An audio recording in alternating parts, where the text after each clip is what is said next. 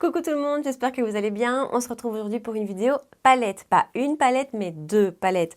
En fait, NYX a sorti récemment deux grandes palettes qui m'ont vraiment attirée. Alors si vous avez vu ma vidéo haul, vous savez que celle qui m'attirait à la base, c'était celle-ci, la Utopia, qui vient aujourd'hui de sortir en Belgique. Elle est déjà sortie depuis plusieurs semaines en France. En Belgique, elle vient d'arriver. Par contre, elle est sortie chez nous avant, la Escape Artist. Alors celle-ci, à la base, je ne pensais pas l'acheter.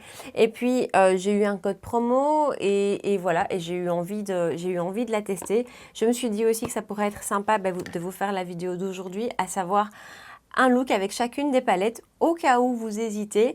Et nous voilà. Alors sincèrement, je vais déjà vous donner un premier avis.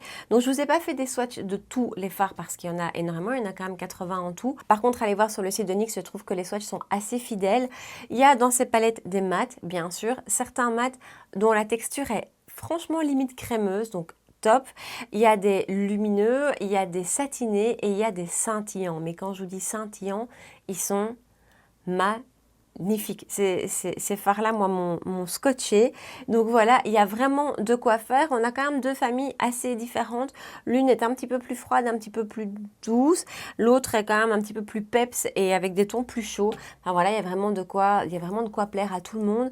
J'avais pas une historique incroyable avec les fards de chez NYX. C'était pas dingue.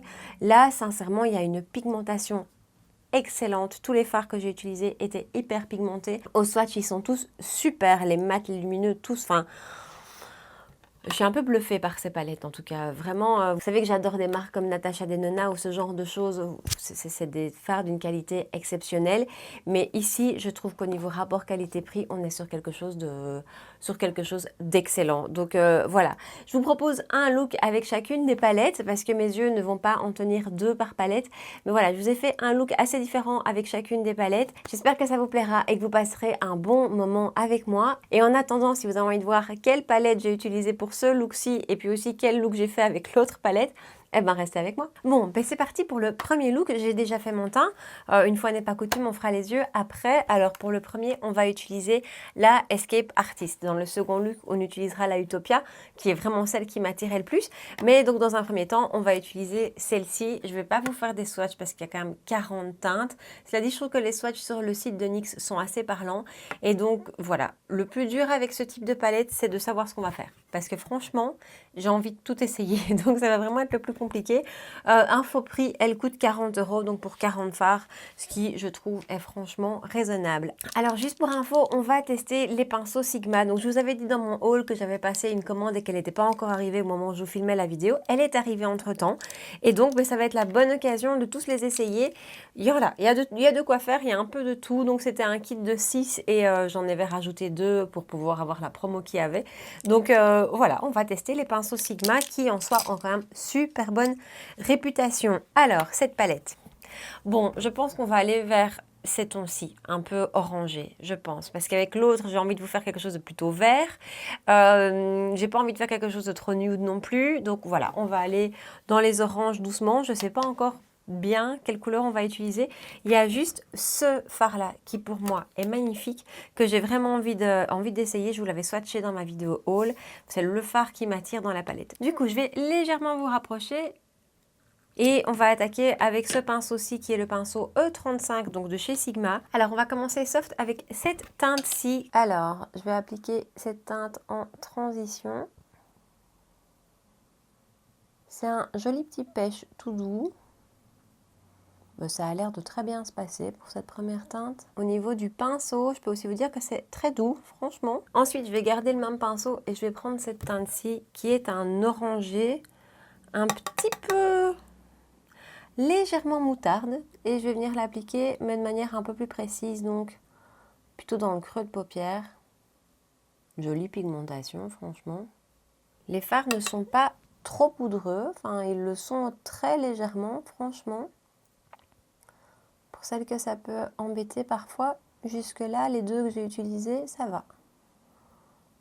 Et donc, je la remonte un tout petit peu sur l'os de l'arcade. Et j'aime beaucoup cette teinte, je trouve c'est très joli. Ensuite, je prends un pinceau plus précis, c'est le E45. Et je vais venir chercher cette teinte-ci, juste là. Oui, il a l'air souple ce pinceau. Et je viens l'appliquer en coin externe. Et je vais légèrement la remonter aussi et venir rejoindre le creux qu'on a travaillé juste avant. Je m'attendais à ce qu'il soit un petit peu plus foncé celui-là. Après, il est très joli aussi. Mais il ressort plus orangé sur la paupière que dans la palette. Ce pinceau aussi est vraiment canon au niveau de sa forme. Le côté biseauté comme ça permet d'être vraiment super précis. Et en même temps, il est ferme, mais en même temps un peu souple. Il est vraiment très chouette. Alors, je vais attaquer avec ce fameux lumineux que j'ai tellement envie d'essayer. Je vais au doigt. Vous savez bien que moi, les lumineux, c'est au doigt. Et là, par contre, je vais m'aider de mon miroir. Waouh! Ok, celui-ci, il est waouh! C'est un duochrome dans lequel il y a du doré, énormément de doré, du vert, de l'orange, il y a un petit peu de bleu. Il est juste incroyable ce phare. J'espère que vous pourrez voir. Ce phare est incroyable. Ils doivent le sortir en mono, c'est juste magnifique, quoi. Vu que j'ai déjà fait mon teint et que je veux pas y aller avec mes gros doigts en dessous sur mon anti-cerne, je prends un petit pinceau plat précis, c'est celui de Morphe Jaclyn Hill, le JH42. Et avec lui, je vais juste faire le raccord interne. Je reprends le même pinceau que tout à l'heure, le E45, et je viens prendre cette teinte-ci, ici, qui est légèrement plus marronnée.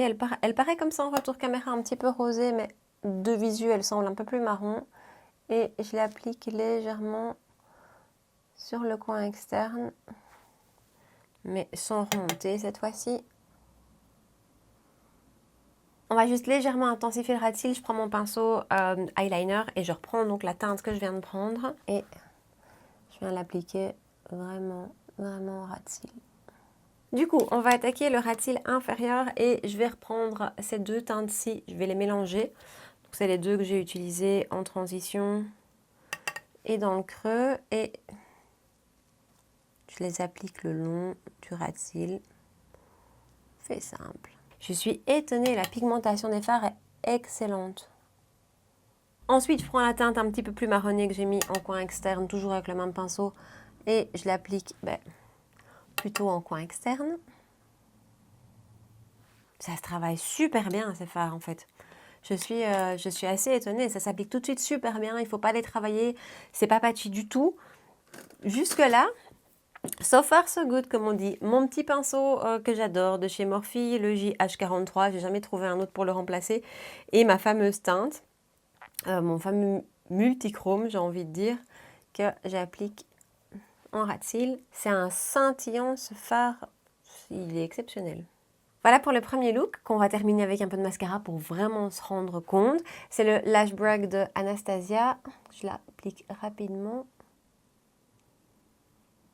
Alors voilà pour le premier look fait avec la Escape Artist pour commencer, puisqu'on va attaquer la Utopia. Alors je vous ai dit que j'allais pas vous faire des swatchs de toute la palette, il y en a quand même 40.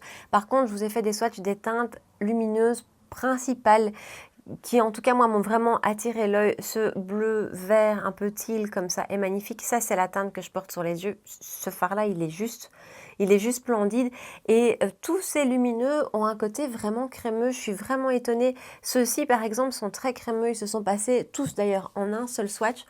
Je suis assez épatée. Les mats, pour le peu que j'ai utilisé, super, pas patchy, ça travaille bien, super belle pigmentation, le rendu est super beau, ça n'a rien à envier à une marque de luxe. Franchement, je suis super positivement impressionnée. Déjà au swatch, elle m'avait semblé super belle la palette, mais parfois il y a une différence entre les swatchs et ce qu'on obtient quand on se maquille avec. Et là, franchement, voilà, alors bon, il y a beaucoup d'autres fards à tester et beaucoup d'autres fards à utiliser. Je vous ferai certainement une update là-dessus fin du mois, dans mes favoris du mois à mon avis. Mais pour une première impression, pour un premier look, je suis super contente. Alors je vais aller me démaquiller, vous trouverez en bas dans la barre d'infos le détail de tous les produits que j'ai utilisés, le teint et tout ça pour chacun des deux looks. Mais donc voilà, je vais me démaquiller, je reviens et on attaque la Utopia. Ok, bon voilà démaquillée, on va attaquer le deuxième look et la deuxième palette et donc là c'est la Utopia. Je vous ai dit qu'à la base c'était vraiment celle-là qui m'attirait et c'est parce que j'ai eu une promo sur la Escape Artist que j'ai sauté dessus et je regrette jusque-là vraiment pas du tout. Mais donc à la base, c'était celle-ci qui m'attirait. Et donc, on va la tester. Alors, on va un petit peu changer de ce que je fais d'habitude. On va essayer de faire quelque chose de tout à fait différent de ce qu'on vient de faire. Et donc, on va utiliser, je pense, ce côté-ci, ici, les verts, bleus, gris comme ça. Je suis un petit peu curieuse. Alors là non plus, je ne vais pas vous swatcher les 40 fards, mais par contre, comme tout à l'heure, je vous ai fait des swatchs des principaux, en tout cas de ceux qui m'ont le plus attiré. Alors je vois que vous n'aurez pas un rendu incroyable, je pense, mais ce sont quand même des teintes assez pastel et donc le retour est peut-être pas aussi beau, aussi percutant qu'en vrai et encore moins qu'à la lumière du soleil. Je vous assure qu'à la lumière du soleil, c'est incroyable. En fait, il y a beaucoup de scintillants dans celle-ci. Donc ici, j'en ai déjà 3 qui sont plutôt scintillants que lumineux ou que satinés. Donc voilà, ils sont très très beaux. J'ai très très envie de les utiliser. Alors on va attaquer le make-up. Je vous rapproche un petit peu. Et on va prendre un pinceau E38 de chez Sigma. Jusque là, les pinceaux Sigma, ça se passe super. Et on va prendre cette teinte-ci ici, qui est un rose très pâle, dans lequel il y a un petit peu de gris, je trouve. J'ai oublié de poudrer ma base à paupières. Il y a bien un petit reste de tout à l'heure dessus. On peut y aller. Bon, c'est vraiment très très pâle comme teinte ici. On ne voit pas grand chose. Disons que c'est plutôt une teinte à utiliser justement pour poudrer la paupière ou faire un petit canevas, mais voilà, c'est très très léger. Ça ressort un petit peu, hein, mais c'est quand même assez subtil. Ensuite, je vais venir prendre cette teinte-ci qui est un gris clair. Je garde le même pinceau. On va l'appliquer plutôt plus ou moins au même endroit en fait. Alors là, la teinte ressort un petit peu plus quand même. Ça reste quelque chose de très doux, de très subtil, mais ça commence à ressortir. Donc ça, c'est cool. Par contre, de nouveau, on est sur quelque chose de pas poudreux, de pas patchy non plus. Ensuite, pinceau E44 de chez Sigma et je vais prendre cette teinte-ci qui est un gris bleu ou un bleu avec un peu de gris et je vais le mettre lui par contre plutôt vraiment dans le creux comme j'ai fait d'habitude. Ouais, ça ressort bien ça. Oh, c'est une jolie couleur.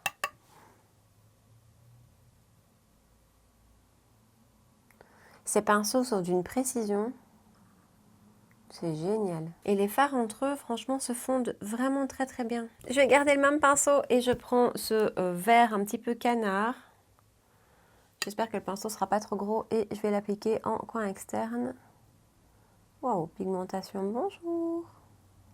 Je vais juste changer de pinceau parce que celui-ci est un peu gros, un peu ferme. Je prends le E33, quelque chose de beaucoup plus précis, beaucoup plus souple aussi. Waouh, mais qu'est-ce qu'il est pigmenté ce fard. Et donc coin externe, je fais légèrement un petit V et je le remonte légèrement dans le creux aussi. Jusque là, ça se passe hyper bien. Et puis on va prendre le lumineux ici, au doigt et paupières mobiles. Ça envoie. Je sais pas si vous voyez. Les lumineux dans ces palettes sont incroyables. Alors c'est peut-être pas des teintes que je vais utiliser tous les jours, hein. Un bleu comme ça.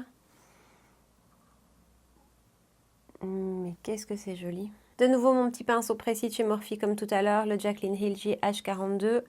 Et je vais prendre cette teinte et faire le raccord vraiment pour pas en mettre partout. Donc du coup, même appliqué au pinceau, ça se passe bien. Hein. C'est un bleu un petit peu sirène. Non, ne m'appelez pas Ariel. Ensuite, c'est pas tout. J'ai encore envie d'utiliser celui-ci, ici, qui est un peu un scintillant. Comme ça, sur le doigt, il rend pas grand-chose.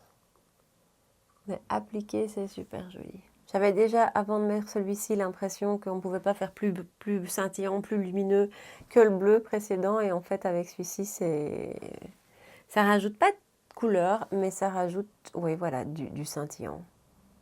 C'est juste, si vous aimez la paillette, bonjour. Je vais juste reprendre mon pinceau E33 et je vais mélanger en fait ces deux-ci ici, que j'ai utilisé en coin externe, pour justement réintensifier un petit peu, sans trop remonter le coin externe.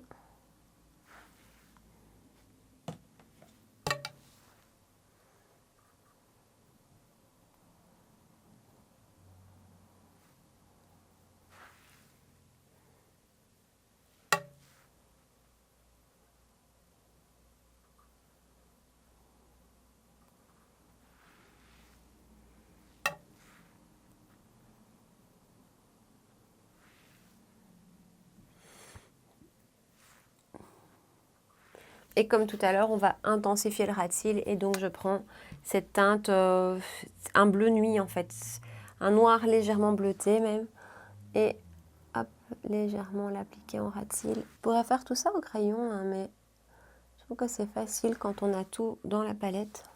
Et voilà pour le look. Alors, j'ai quelques chutes quand même. J'ai quelques petites chutes des lumineux. Rien de terrible, mais un petit peu quand même.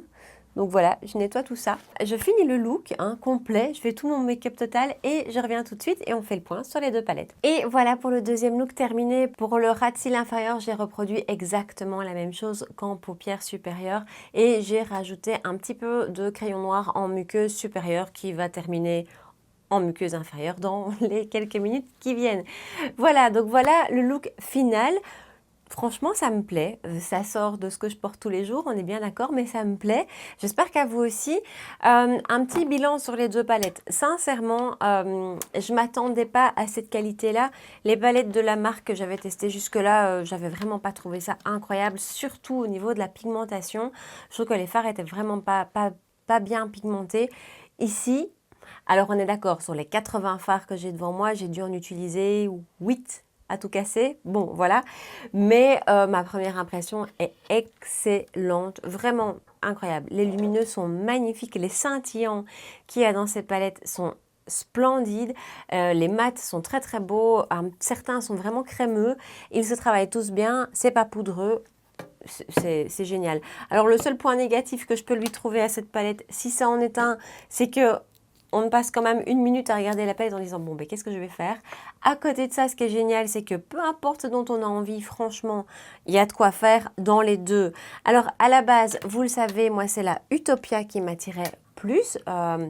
Elle a une color story qui est plus dans mes goûts habituels, un petit peu plus froid, un petit peu plus doux aussi. Je ne suis pas forcément make-up hyper pimpant, hyper plein de couleurs. Mais pourtant, à l'usage, je pense que si je devais choisir maintenant, je ne pourrais pas parce que vraiment, celle-ci, la artiste, me plaît énormément, voilà, vraiment magnifique. Les couleurs ici sont peut-être plus accentuées qu'elles ne sont ici et encore que franchement, voilà, je me perds au milieu des deux.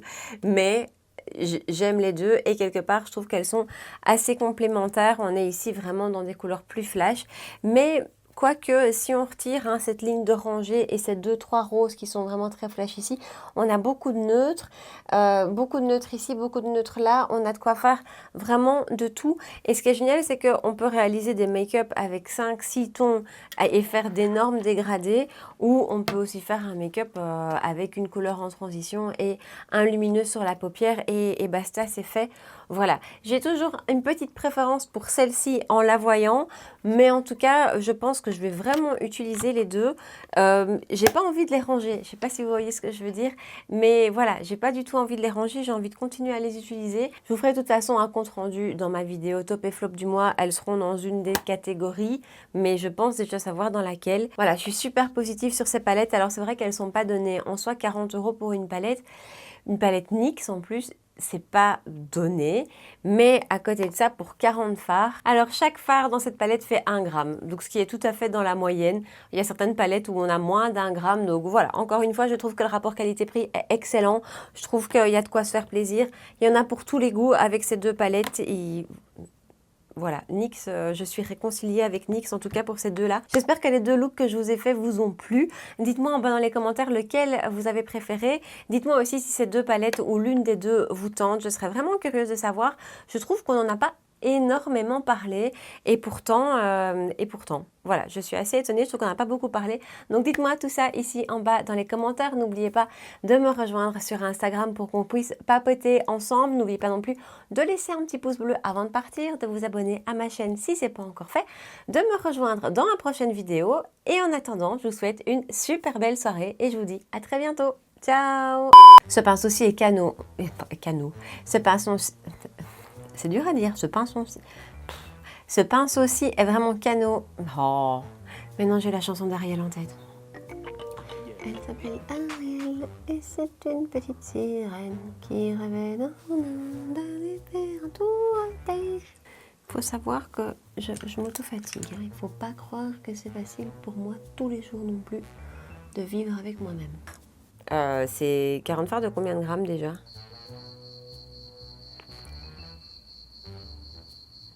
Oui, je sais que c'est la Paletas de Sombras, mais c'est combien le fard, le grammage, s'il vous plaît? Ben, il n'y a pas.